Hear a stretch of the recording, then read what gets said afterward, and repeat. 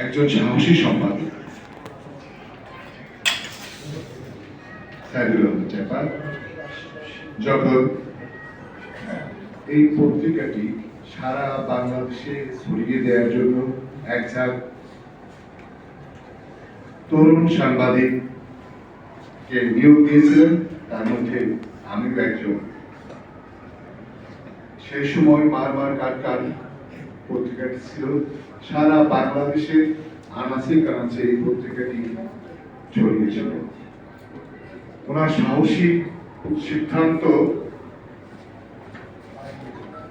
আমাদেরকে, যারা আমরা একঝাঁক সাংবাদিক ছিলাম, তাদের কাজ করার অনুপ্রেরণা জুগিয়েছিলেন। কেউ একটি রিপোর্টের দায়িত্ব থাকলেও তার মোটিভেশনে কেউ কেউ দুটি তিনটি রিপোর্টও জমা দিতেন, আমরা সেভাবেই প্রকাশ করতাম। তিনি প্রতিদিনই আমাদের নিয়ে মিটিং করতেন, সাহস দিতেন।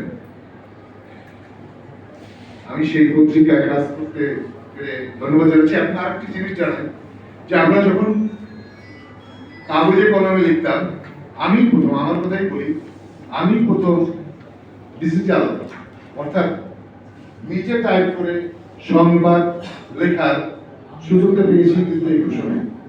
ধন্যবাদ জানাই এই জন্য জনাব সাইদুর রহমান চাপাভাইকে। আর আজকে সেখান থেকে কাজ করতে করতে, এর আগে আমি দৈনিক সকালের সময় 5 বছর বার্তা সম্পাদক ছিলাম, এখন প্রায় 3 বছর দৈনিক মুক্ত খবর হেড অফ নিউজ হিসেবে দায়িত্ব পালন করছি। আর আপনাদের একটি অভিযোগ ছিল, আমি যারা আমাদের সাংবাদিক ছিলেন বাইরে, তারপর ভাই এগুলো শুনছেন কিনা জানি না, তাদের ওখানে পত্রিকা যায় না, তারা নিয়মিত পত্রিকা চাচ্ছেন। আমি এই জন্য